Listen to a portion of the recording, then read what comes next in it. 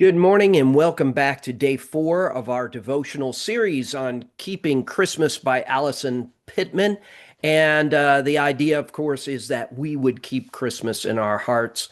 And keeping Christmas means keeping Christ, and instead of being sucked into all the commercialism. Well, today's story begins with Marley. Now, you may recall that on day 1, we talked about Marley being dead. Of this, there it is certain. There is no doubt. Marley is dead as a doornail.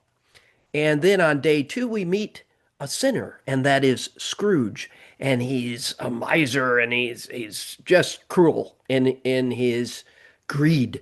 And yesterday we met Bob Cratchit, who is his clerk, and we meet a couple of other characters, and we see the interactions between Scrooge and Cratchit, and you know, just what a mean man Scrooge is.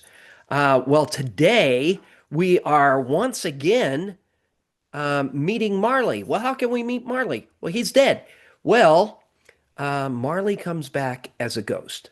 Now, what I tell people about the story of A Christmas Carol, if you've never seen it or never read it, is that this is not a sweet little Christmas story.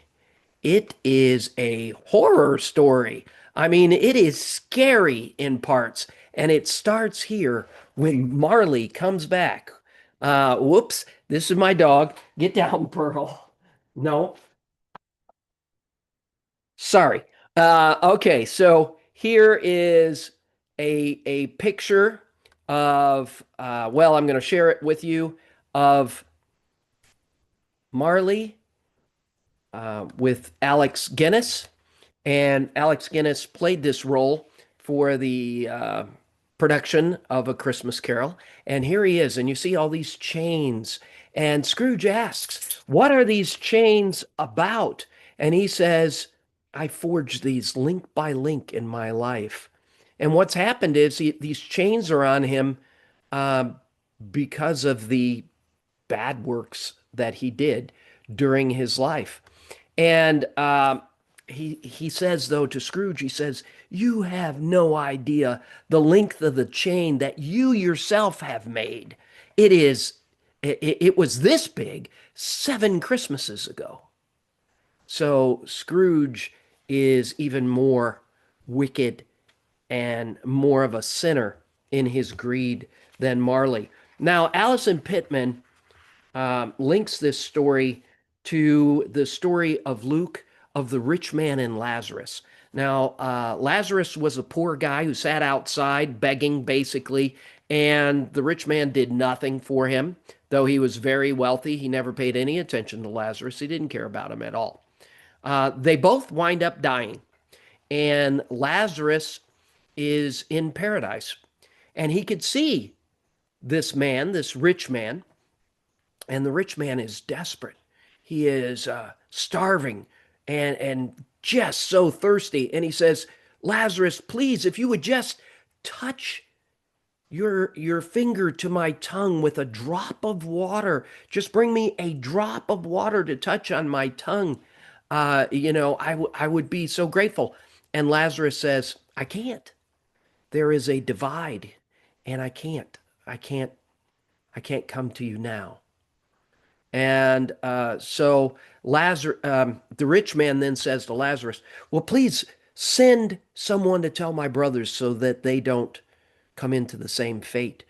And Lazarus said, uh, "Even if someone raises from the dead, they won't believe him." How is that for a shadow of Jesus to come? Even if somebody raises from the dead, they won't believe. Such a sad statement and true statement, as so many people doubt Jesus and celebrate Christmas as some worldly holiday. Well, in our story here, Marley is telling Scrooge that he's going to give him a chance at redemption. And that chance is that he has to be visited by 3 more ghosts to come. Scrooge wants no part of it, but it's not an option. So, what is this saying to us today? Well, I think what Allison is saying to us and what Lazarus is saying to us is our choice for Jesus is today. After you're dead, it's too late. And unfortunately, it all becomes a reality. Now, that is a scary scenario, a horror story for sure. But Jesus is about love and he's about peace with him. And he is offering that to us every day. And especially during this Christmas time, it's time to think about that. Think about that yourselves. And God bless you, and we will see you and the ghosts yet to come in the future.